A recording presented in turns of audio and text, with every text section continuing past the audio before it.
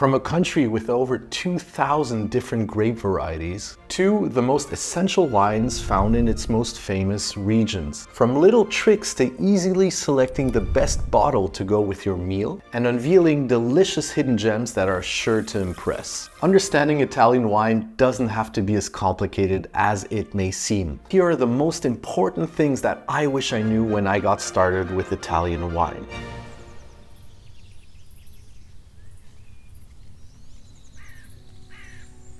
I understand that when you're trying to get familiar with Italian wine, it may seem like such a daunting task. This country has over 20 different regions with over 600 different appellations, and not to mention the thousands of different grape varieties. So where do you even get started? The fact of the matter is that as a food tour guide working in Italy for years now, I've hosted countless dinners and wine tastings for thousands of people. In doing so, I've learned what the most important and crucial things are when it comes to understanding Italian wines. Well, let me tell you, you don't need to be tasting thousands of bottles. You don't need to be traveling through the country. I did that job for you. And in doing so, I've boiled it down to the three most important elements. If you just remember these, I promise you, you're going to be so well equipped in navigating this great big world that is Italian wine and be able to order bottles off of Italian wine menus with ease, or go to the shop and selecting the right bottle that's sure to impress the people that you're going to share it with.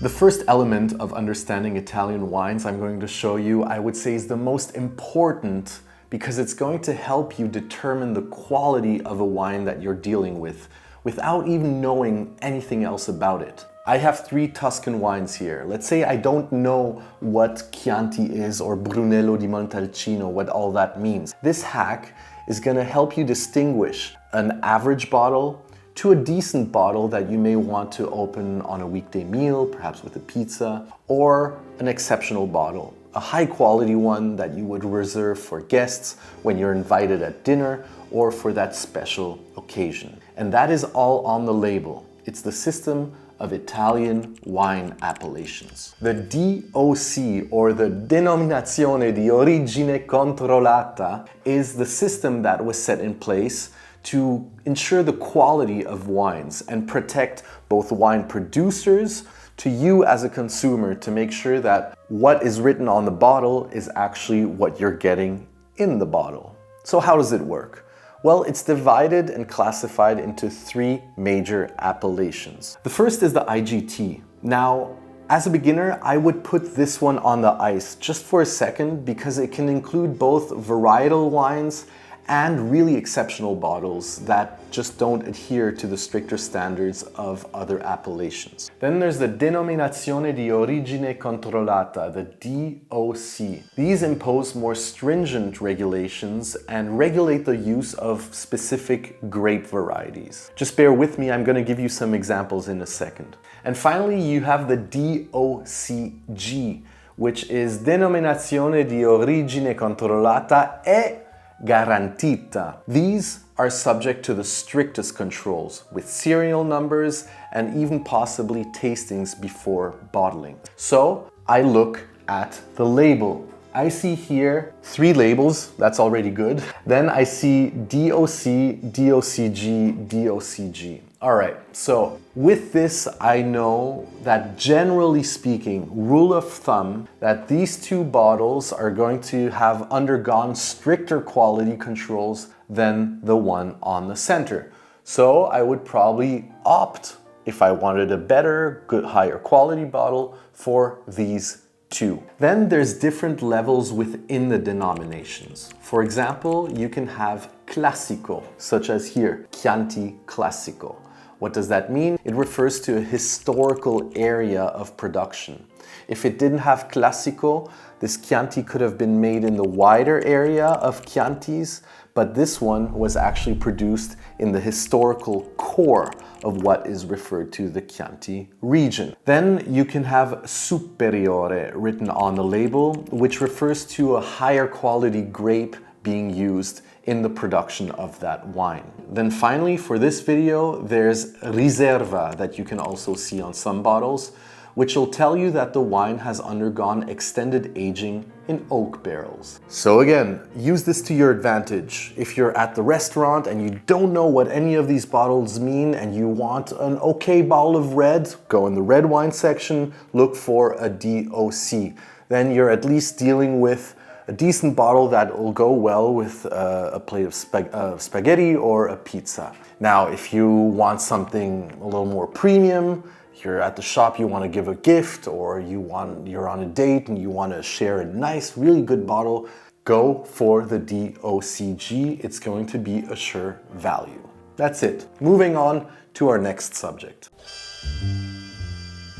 The second most important thing you need to remember if you want to understand Italian wines is going to give you the most information when it comes to style of wine. For example, do you prefer light-bodied reds or dark-bodied, silky, dark black reds? Do you prefer or do you want a light, dry white, or perhaps a more powerful, generous, robust white? Now, this is the style of wine that you want. Everyone likes their own, and some go well with a certain type of food and not so well with others. So it's really important to know. And that is determined by the region and its main bottles. Now you're gonna tell me, Sebastian, you just told me there's 20 different regions in Italy and like over 600 different appellations. How can I possibly remember all of them? Well, you don't. You just gotta remember, first of all, the 4 main regions that I've decided you need to remember for different reasons. The first is that these 4 regions I've selected will give you the most diversity in grape varieties and expose you to a lot of different styles of Italian wines. Furthermore, all the chosen regions here are internationally recognized for their quality, often adhering to strict quality controls which promote consistency, which is ideal for anyone new to the world of Italian wines. Finally, accessibility is key. The regions I'm going to present to you produce wines that you can find everywhere in the world and also at different price points. Ideal for anyone. You don't have to be super wealthy to begin understanding Italian wines. Andiamo, Molito. The first Italian wine region you need to know about is internationally synonymous with rigor and quality. While it produces the highest amount of denominated bottles out of any Italian wine region, it produces far less volume than its counterparts. For this reason, the bottles produced here yield the highest prices. It's often referred to as the Burgundy of Italy, and I'm talking about the Piemonte. Chiseled into the side of the majestic Alps, the Piemonte, as the name suggests, a piedi dei monte, is blessed with a unique topography, soil, and climate that is ideal for wine production. Piemonte pioneered the concept of zoning in Italian winemaking, introducing Italian wines to ideas such as terroir and cru, where specific wines are produced solely from grapes grown in a single vineyard or parcel indicated on the label. And the result paid off, with its most famous vineyard being the first Italian wine to receive the DOCG label. And this is the first bottle I recommend you remember. It is Barolo. Barolo are outstanding quality wines that have a huge aging potential and a lot of robust flavors. Barolo is often recognized as Italy's most celebrated wine, consistently ranking among the world's finest. They are elegant and graceful, yet powerful, always aiming for quality over quantity, a result of aging for at least 3 years in oak barrels. On the nose, complex aromas of rose, violet, and even tar emerge. Now you can pair these wines with a huge variety of good quality dishes, but if you really want to outdo yourself, I would perhaps suggest a good truffle risotto. The Piemonte also produces exceptional quality truffles, and you'll be going for pure luxury with this combination. Now, the one I have here is a really good bottle, but it's still quite young. But because of its tannins, it's got an incredible aging potential. And that's exactly what I'm going to do. I'm going to give it time to mellow out, so the tannins will give way to layers of rich fruit, earthy notes, and spices. Now, the next region we're going to talk about is by far the most iconic and romanticized regions out of all of Italy. It's where the Sangiovese grape, which is by far the most cultivated grape out of all of Italy, finds its most popular expression. I'm talking about the region of Tuscany. The vineyards covering these gentle hills rose to international fame because of Florence, which was the first capital of Italy and also a huge center of trade, not to mention the birthplace of the Renaissance. And if there's one wine that's key to understanding Tuscan wines, it's without a doubt the Chianti. And a nice Chianti. Tuscany has always rhymed with Chianti. Chianti is still recovering from a bad reputation it got from post-war days when it began mass producing wines that were bottled in these rounded bottles surrounded by straw, which are very iconic now, but the quality really suffered. In recent years, though, standards have been turned up a bit. Today's Chianti is subdivided into 8 zones, but the most prestigious one is the Chianti Classico. Chianti wines are made solely with Sangiovese grapes, always Sangiovese grapes, and they give the wines these very vivid and fresh notes of cherry, fresh berries, and lively tannins. And because of this high acidity and the fact that they're relatively medium-bodied wines, they lend themselves to a lot of different types of food pairings. You can have them with sliced salumi as an aperitivo, perhaps with pizza and tomato sauce for a simple weekday meal,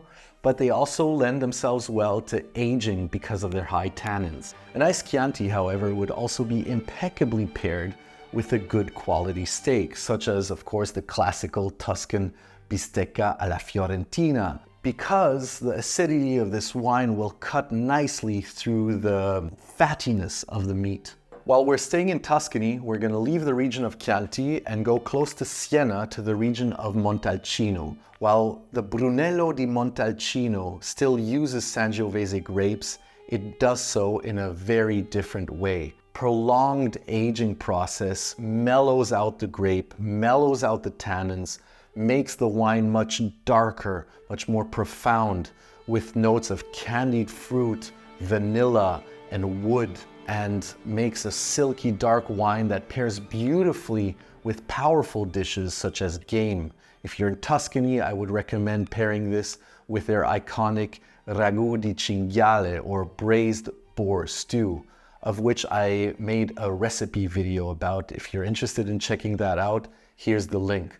So dark, silky, complex, and smooth, Brunello di Montalcino is always a premium and safe bet. Sì, l'ho fatta stappare in suo onore. Grazie, signor Conte. Brunello di Montalcino, riserva biondi santi. Brunello di Montalcino, ne ho sentito parlare, ma non l'ho mai bevuto. Roba di 5 o 6 mila lire a bottiglia, eh? Anche 200.000. No, e che? È del 1936. Oh, avvocato, lei ci vizia troppo. Tuscany is not only about Sangiovese grapes, and here's where it gets interesting, because there's a rebel roaming the land, Super Tuscans. The name sounds interesting because the wine is interesting. People were making Chianti, selling it off in way too many regions that didn't deserve the appellation, and the quality suffered. So a group of winemakers went to France and brought back French grapes, Merlot, Cabernet Sauvignon, and they began blending them with Sangiovese grapes,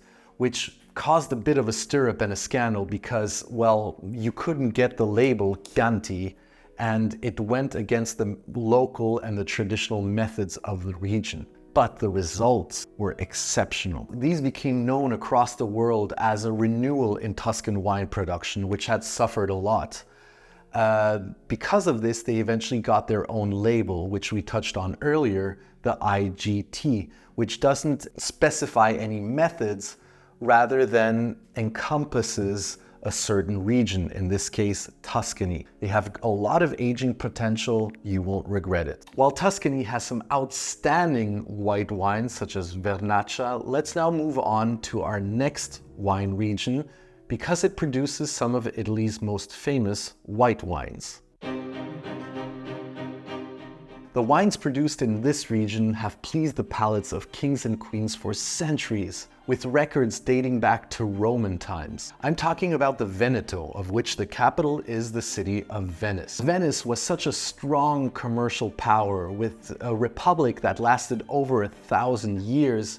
It had a monopoly on so many trade routes, and for this region, Venetian wine had a huge impact on the world. The Veneto is the most productive of all of Italy's wine regions in terms of volume. It's known and is most famous for its production of the Prosecco, with a lot of other white wines that are worth checking out, and for this reason, it's really unique in terms of Italian wines. The Veneto has a huge diversity in climates and soils. It's got the lagoon, it's got the mountains, it's got the valley of the Po River, and so it creates a lot of exceptional and unique and different styles of wines. Out of all the really great bottles you can pick up in the Veneto, you really need to familiarize yourself with the top three. Prosecco. The iconic white sparkling wine of the Veneto and Italy. The wine is fermented in vats rather than directly in the bottle, as is the case for champagne. And for this reason, production speeds are much higher and prices are much lower. While the quality is still high, Prosecco yields a third of the price than does champagne. It's hard to imagine that only like 20 years ago, Prosecco was only really sold within Italy. Nowadays, 70% of it is shipped to the four corners of the globe. Its lively bubbles really lend it well to finger food, aperitivo, tried with cicchetti, tried with salumi, tried with frittura mista, fried finger food. The bubbles really cut nicely through the fat of hors d'oeuvres. Now, the Veneto also produces one of my favorite Italian white wines, which is the Soave. It's a really unique, fresh and lively but complex white that will really impress you because it's got these roasted almond notes and a huge vibrancy that'll stay for a long time after you drink it. It lends itself perfectly to salads, light cheeses, fish dishes, crustaceans. I would try it perhaps with if you're in Venice, try it with some sarde and saur, which is a sweet and sour sardines with onions and pine nuts. With a glass of Soave, beautiful. You'll find these wines in a lot of baccari, which are the typical Venetian taverns that serve cicchetti, finger food appetizers. And do yourselves a favor, get a bottle of Soave, Garganega, awesome white wines. Bring one home for yourself. But Venetian wine is not only about whites. We've got a really exceptionally nice and unique bottle called Amarone della Valpolicella. This is a dark, profound, and intense red wine that has a really unique production process. The grapes are harvested and then laid out on beds of straw underneath the sun, where the aging process then begins, and the grapes are dehydrated, essentially concentrating the sugars and lending to a much more robust, higher alcohol yield and a slightly bitter notes from which it gets its name, Amarone, Amaro, bitter. But produce really nice wines that lend themselves perfectly to dark red meat or even duck. For instance, a nice pasta in duck sauce, as you may have in the Veneto. Amarone della Valpolicella. Remember this name. Very unique bottle, which will impress a lot of people. Come along. Let's welcome in the springtime together. Grazie. Now, one of my guests recently asked me to include a bonus bottle in this video. Although it doesn't come from one of our 4 major regions, I want you to know about it because it really pleases. Every time I open one, it surprises people because it's just so unique. I'm talking about a sparkling red wine. Yes, I said sparkling red in the same sentence, from the Emilia-Romagna region called Lambrusco. It'll surprise you. It's so vivid.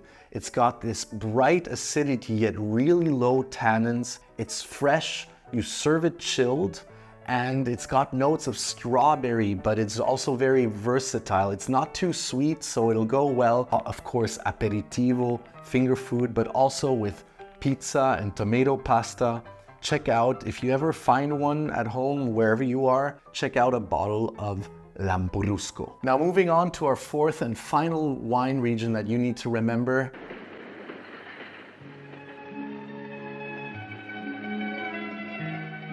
We're talking about a very unique place. It's a volcanic island. It's got over 3,000 years of winemaking history. And although it used to make simple table wines, local producers really recently upped their game and are creating very unique bottles due to its volcanic soil. And of course, I'm talking about Sicily. There's a revolution going underway in Sicily. The island has the volcano of the Mount Etna, which is still regularly erupting, and you'll find a lot of black volcanic soil constantly coming out of here and really feeding local vineyards on the slopes with really unique mineral compositions, high altitude climates which really drain the soil, make it nice and dry.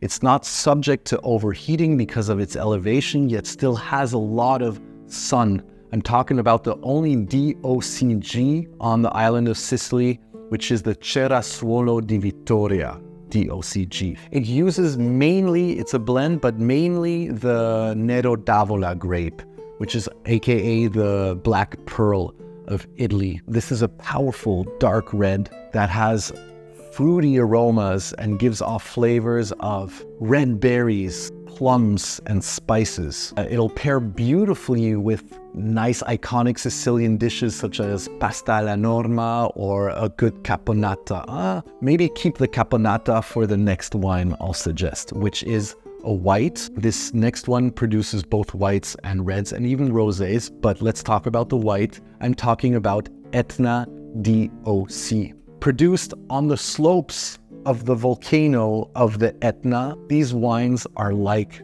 no other. They're made mainly with the Caricciante grape, and you'll see if you pick one up, you're gonna get a very dry wine with minerality, which will go super well with the dish I mentioned earlier. It's a Sicilian dish called caponata.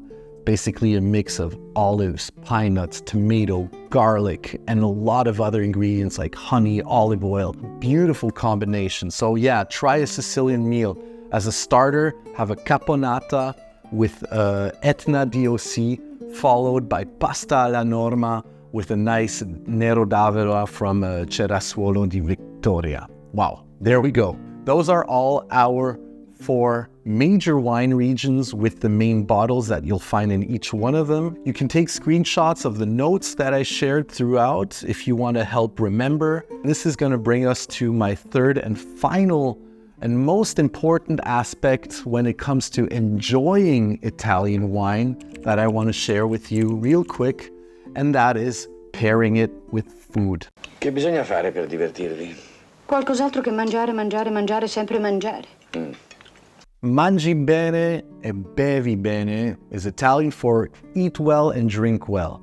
In Italy, eating and drinking wine always goes together. It comes down to your own personal preference. However, there are some basic guidelines that you could follow to make your Italian food pairings optimal. Start out with these suggestions and then find out what you like for yourself. Think local. There's the typical slogan of what grows together goes together, and you know what? It's kind of true. Basically, try to pair local wines with local dishes. This is what I've been trying to communicate with you throughout when I said pasta alla norma with Sicilian reds, or a nice sarde sour from the Veneto region with a Soave DOC, or truffle risotto from the mountains of the Piemonte with a Barolo. You're generally gonna get the same terroir, which is a vague French term that designates the food, the products, the plants, and the things that